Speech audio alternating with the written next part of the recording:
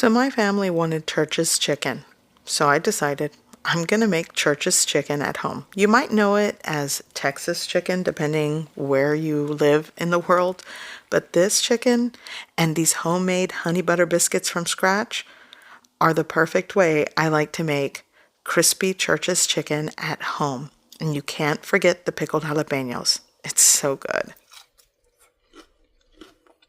So I'm going to marinate or brine my chicken in buttermilk. I'm working with 1 quart of low-fat buttermilk. And if you don't have buttermilk, you could use whole milk with some vinegar in it to create a buttermilk, but this is going to help tenderize the chicken. I'm also going to add whatever's left in this bottle of hot sauce. This is kind of like a Louisiana hot sauce. It's kind of tangy and spicy. You can use as much as you like. I probably used a 1/4 cup. Here I'm going to add 1½ tablespoons of chicken bouillon powder.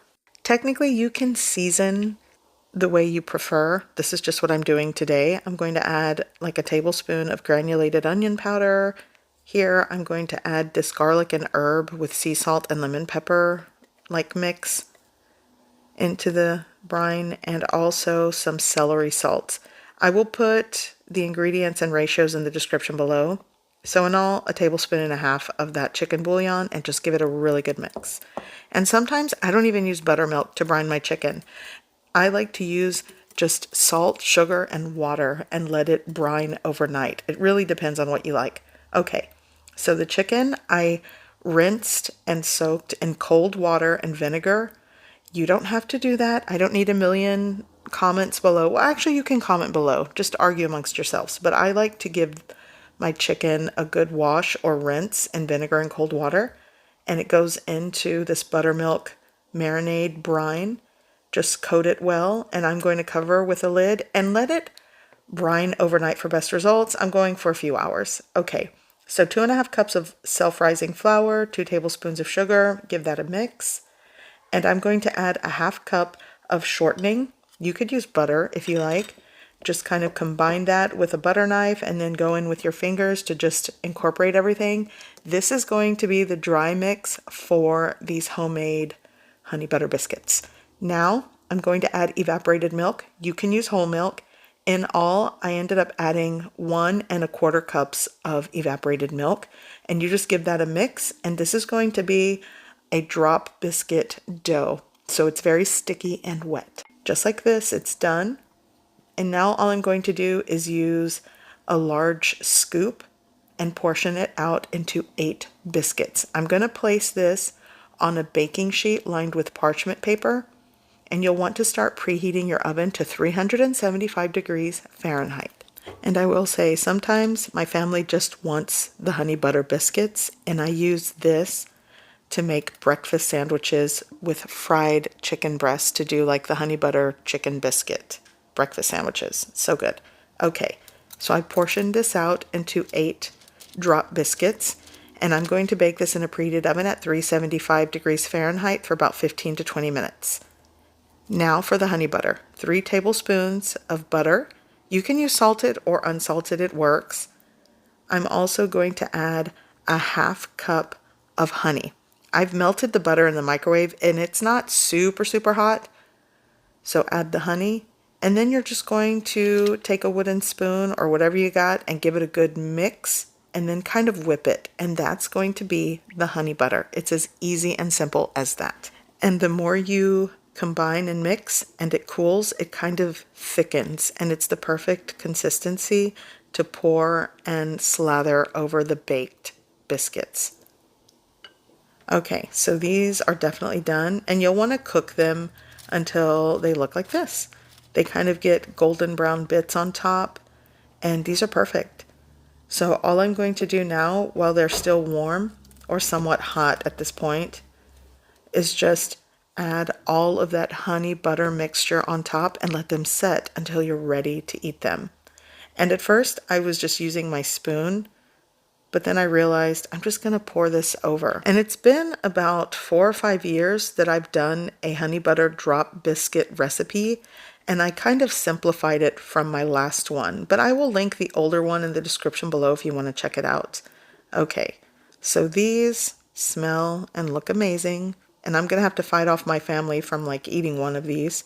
Okay, but I want to show you the inside, how tender and soft they are.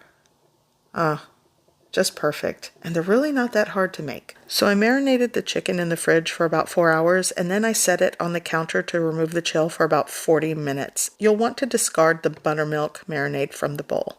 Now let's make the dredge. Cornstarch and flour is what I'm going for here. And I'm eyeballing it, but if I had to guess, I'm using about 2.5 cups of all-purpose flour, and I'm going to add a cup of cornstarch. Adding the cornstarch to your flour dredge will help let the chicken cook through, and the exterior will have a less chance of burning, if that makes sense. I've added salt and now some onion powder. You can season your dredge with everything you season the chicken marinade with. That works, but I'm going for simple. But the trick here, or the secret to the dredge, is MSG.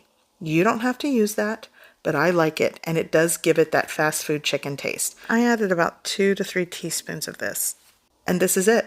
Like I said, season how you like. I just went for simple.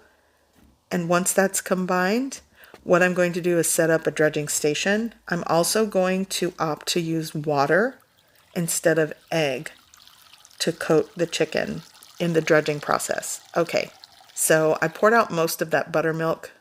So now what I'm going to do is take each piece of chicken. You want to let some of that excess buttermilk kind of drip off, and then add it to your flour dredge and just coat it. As much as I want to do like a wet hand, dry hand method, it's just going to be a big mess. So I'm just going in. So once you do the flour, it goes into the cold water really quick. And then you go back into the flour to give it a double coat of flour. And that's it. And then into the fryer.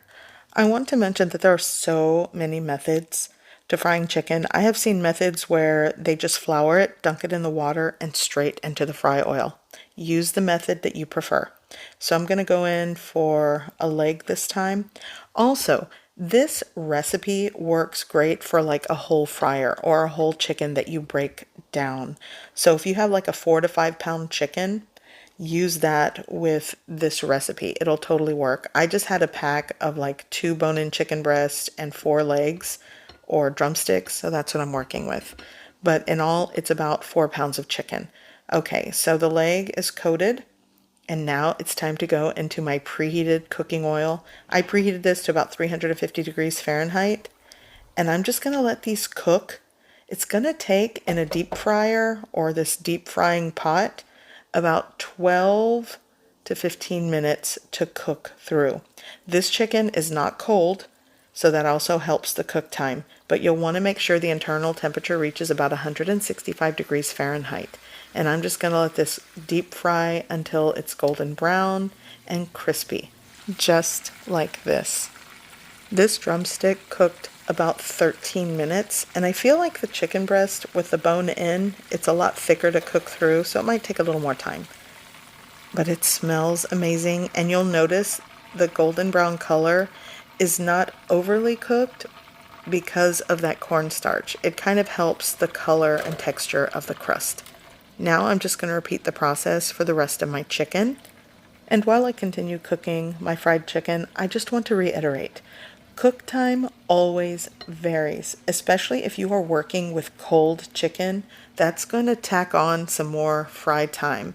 And if you are doing a shallow fry, like in a cast iron skillet, and not deep frying, the cook time also will vary, and it'll take a longer time to cook. When I do pan fried chicken in a cast iron skillet, for bone-in chicken, it takes closer to like 15 to 20 minutes to cook through.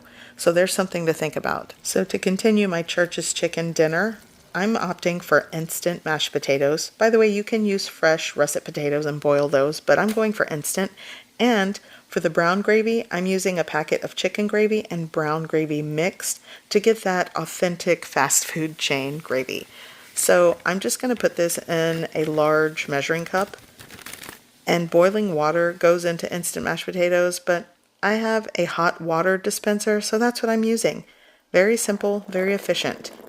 And these instant mashed potatoes come salted and seasoned, so I'm not going to add anything else, just the hot boiling water and instant mashed potato flakes. Some of you might cringe, But for those of you that know the taste of fast food fried chicken, know that they are definitely using instant mashed potatoes. So I'm going with that. Okay, so for the gravy, I'm adding both packets into a small pot, and I do not have the stove range on just yet. And I'm going in with 2 cups of cold water. It's a cup of cold water for each packet. And you'll want to combine and mix that really well. Just try to get all those lumps out. And then you want to turn on your heat and then just continue whisking. I'm going to add like a half teaspoon of freshly cracked black pepper and just whisk over a medium-low heat until it thickens and simmers, and then it's done, just like that. And the chicken is done. This is just crunchy, crispy chicken perfection. Actually, this breast kind of got away from me. I walked away, but look at this. Super crispy, tender, marinated chicken. I can't wait. So the gravy has thickened. That is gravy perfection in my opinion.